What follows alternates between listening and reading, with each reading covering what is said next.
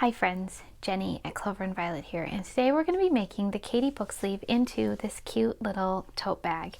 This bag has handles and a little pocket, and then it's just the book sleeve. You can make this any size you want. We have been making these for a few years, my girls and I. They use them as Bible bags. We've made them for a bunch of friends. They're also a great kids tote bag, or if you want to make one larger for yourself, just upsize your book sleeve. The directions are all in the pattern, and you can make yourself a nice tote bag as well. This is a really fun, quick project. We'll head over to the cutting table and I'll tell you what else you need. You can also find the additional fabric and stabilizer requirements in the notes under this video. So let's head over. We'll make our book sleeve into a tote bag. All right, I'll see you at the cutting table. To make your Katie book sleeve into a tote bag, you're going to need a few additional pieces of fabric. So you'll need your book sleeve body and lining just like you use for the regular book sleeve. And then we're going to skip any sort of top closure on this particular bag, but you could add any of the closures from the pattern to the book sleeve. And then for additional fabric, we have one 6-inch by 14-inch piece for the pocket, and this is based on the size of my tote bag. I want a longer, skinnier pocket, and I'm going to sew a dividing line for a pencil to fit in, and this way the pencil's not going to go so deep that you can't get it out, but also the pocket isn't so big that it's going to catch what you put inside of it. It doesn't need a closure since we have this smaller opening here. It could still fit a little notebook or other things. So you'll need that piece for the pocket, and I've listed all of these pieces in the description of this video. And then the other thing that I did is I used ShapeFlex 101 on the back of the lining panels. So for the book sleeve, we're using Pellon. For the book sleeve, we're using Pellon Fusible Thermolam for the body, and then I've added ShapeFlex 101 to the lining. That's going to make our sleeve a little sturdier since we're going to be using it as a tote bag. And then the other additional piece you'll need is a 4-inch by width of fabric piece for the handles, and then a 2-inch by width of fabric piece also for the handles, and this is the Fusible Thermolam as well. You could use batting and quilt it down or use fusible fleece. I buy the Fusible Thermolam by the bolt because I prefer it. It's a little bit more dense than fusible fleece. So you'll need that for your handles as well. So let's get started. First, we're going to make the pocket. So to make the pocket, we have this long piece. Like I said, it's 14 inches long by 6 inches wide, and we're going to fold it in half, right sides together. I'm choosing not to interface my pocket because it's kind of a narrow pocket, and it's going to have that dividing seam for the pencil. So it doesn't really need to be very sturdy, and I've interfaced my lining. And then I'm going to sew around my pocket like this. With a 1/4 inch seam, I'm going to sew down the long side and part of the way across the open bottom. Then we'll leave an opening and start on the other bottom, turn the corner, and sew the other long side. Then I'm going to turn it right side out. So let me sew that, and then I'll come back and show you our next steps. Okay, so here's our pocket. You can see that I've sewn the seam, turn the corner, and left a nice size opening. So next up, we're going to just clip our corners next to, but not into the stitching. And then I always clip this top corner too, kind of a longer slant. And then we'll turn this right side out. All right, so there we have our pocket. I'm going to give this a nice press. And then I'm going to sew one stitching line. This is the folded edge. I'm going to sew one stitching line 1/8 inch from the folded edge. And then we'll come back, position our pocket on our tote bag, and then sew the sides and the bottom to our bag. And I'm going to sew the opening to the bottom closed at the same time as I'm sewing it to the bag. So let me do that top stitching. We'll position the pocket, and then I'll show you the rest of the sewing. So here we have our top stitched pocket on the fold, and then we're just going to place our pocket 2 inches from the top of one lining piece, and then we're going to pin it in place at the top.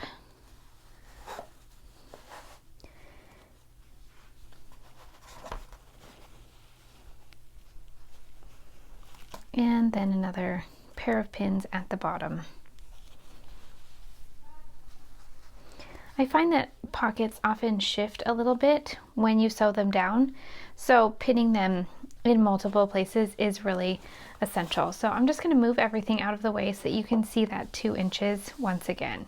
All right, so there's 2 inches and 2 inches, and there's our pocket. And so now I'm going to go sew 1/8 of an inch all the way around, and like I said previously, that will sew this opening closed. So let me take that to the machine and then I'll be right back with the finished pocket. So here's our sewn pocket, and the opening is now sewn closed. But before we move on to the strap, we also want to add the pencil sleeve. So I'm going to line up 1 inch from the sewing line, so it's a little bit more than an inch, about 1 1/8 inches, and use my Hera marker, which just creates this line for me to sew on. So you can kind of see that line there, and then I'm just going to go sew down this line. And I should note that with my pockets, I always extend a couple of stitches above the top by back stitching and then stitching forward, and this way your pocket's not going to break free right here. So I'm going to do the same thing with this line for the pencil. So I'm going to stitch that and then I'll be right back. Here's my little sleeve, and then you can slip a pencil or a pen in here and it's easy to pull out, not getting lost. And then this is kind of a small portion. This bag is for a child, so it doesn't need to be really large or deep. Maybe a pack of gum or something like that will fit in here. You can always make your pocket wider. This is very customizable. I'm just showing you what I've done for these little bags in the past. Okay, so now we have our pocket.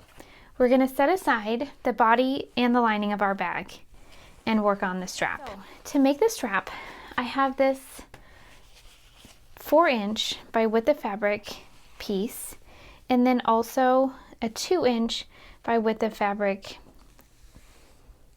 piece of fusible fleece. And my first step is going to be just to fuse these two together. I want the fleece to be in the center because we're going to do this folding technique and then fold our strap again like so. This is a pretty narrow strap. You could definitely make it wider for your tote bag. So let's take this to the ironing board, fuse it, and then we'll fold. And I'll be right back to show you how we're going to do that folding in a second. I fused this fusible fleece to the wrong side of the handle, and then I brought it over here on my small ironing board to show you how we're going to fold and iron the handle. So we're going to fold each side in and then thoroughly press it in place. Now you can see that my centering of this piece of fleece wasn't terribly accurate, and that's really actually no big deal, because as long as the fleece is straight itself, like not cut crooked or something, then the fabric piece, once it's folded, will be straight. And we're going to fold it a second time like so, and so these pieces are going to be on the inside anyway. So we're just going to fold and press thoroughly.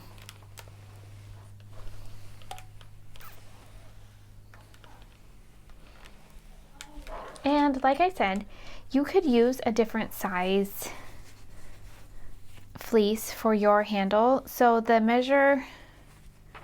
rule of thumb is that your fleece should be double whatever your handle is going to be. So if you want 1 1/4 inch handle, you'll want 2.5 inch fleece, etc. We're keeping our fleece nice and narrow because this tote bag is for my daughter's friend, and so she doesn't need really thick handles. In fact, this will make it nice and easy for her hands to hold. And I think a 1 inch handle is really cute. And you might notice that I'm ironing with my cutting mat in the background, but that this ironing board is actually a couple of inches thick, and so no heat is transferring through the ironing board onto the cutting mat. So just another thing to keep in mind. All right, so once we've got the first ironing, we're just going to go back and fold it in half and do the same thing again. But one thing I love to do when I'm ironing the folded in half version, it's very hot, and so I want to place my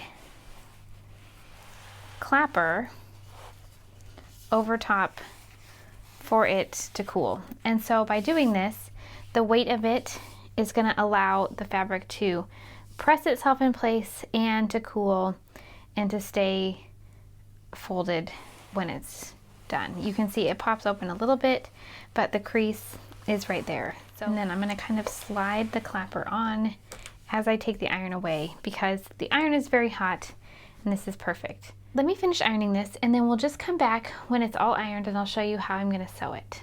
And now we've pressed our whole strap, and I'm just going to take it to the sewing machine and sew 1/8 inch from the edge on either side of the strap, the whole length of it. And this is going to make our 2 handles for our bag, but I'm sewing it as 1 unit because it's just a little easier that way.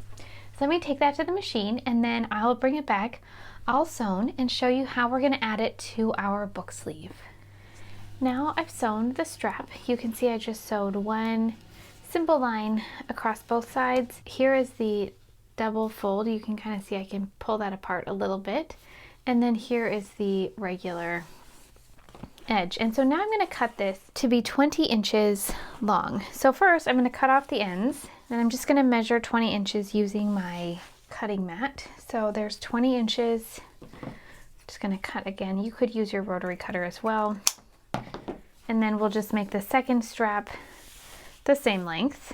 And then next we're going to put these straps on our bag. So let's grab the bag body, one of the bag body pieces. And I always like to position my straps with this part. This is the folded together part, and then this is this fold. So I want the fold part to be on the inside of the strap, and then the folded together part to be towards the outside. So like so. This is the fold, and then this is the 2 folds that have been folded together and sewn.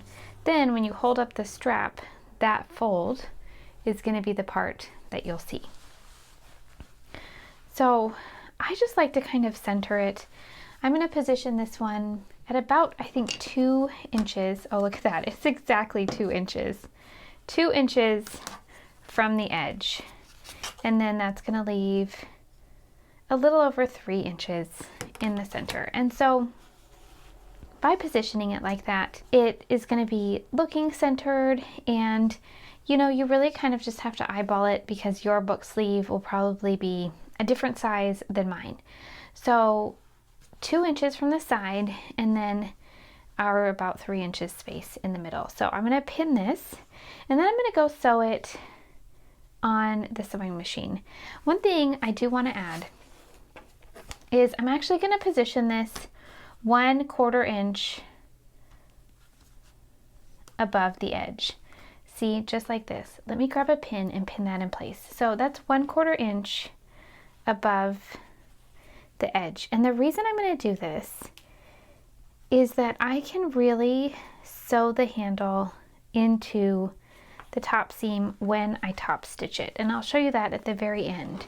So let's do this again on this side. So 2 inches, and then we'll line it up 1/4 inch above the edge. Sometimes when something is going to get a lot of use, or maybe not be treated quite as gently, I like to leave a little extra of the handle, and then when I turn it inside, we'll get a chance to stitch it down one more time so that it's nice and sturdy. My daughter's bag, the handle started to rip out, so that's when I started doing this. So 1/4 inch above. Let's go sew that in place. I'll position this one and sew it as well, and then we can come back and talk about assembly. All right, so now we have our 2 sets of handles sewn on. You can see they're sewn very close to the top. That's because when we assemble the bag, they're going to get sewn in again. And like I said, my daughter's bag ripped one time, and so I always try to make sure the handles are securely sewn. I've also sewn forward and backward over these handles. So our next step is to take our outside pieces and our inside pieces and assemble our book sleeve as normal. So I'm going to assemble the book sleeve, and then I'll come back and show you how I secure the handles the last little bit. And this is when you would also want to make sure to put in your closure, just like listed in the book sleeve pattern as well. So let me assemble those, and I'll come back and show you our finished little tote bag and how I'm going to finish the top to make sure these handles don't get torn out. And here we have our cute little kitty book sleeve made into a tote bag. And so what I wanted to show you is that, can you see that I've double top stitched around this top edge? So the first top stitching is about 1/8 of an inch from the top, and then the next one is about 1/4 inch. And I can feel right here the handle sticking down below this 1/4 of an inch. And if we had not let our handle stick down an additional 1/4 of an inch, this stitching might have gone through the very end, but it certainly wouldn't have secured it in place as well. So that's how we're going to finish our book sleeve into a tote bag. I hope that you've enjoyed this lesson, and I would love for you to like and subscribe and help us grow so that we can continue to bring you fun tutorials like this. Thanks so much for watching.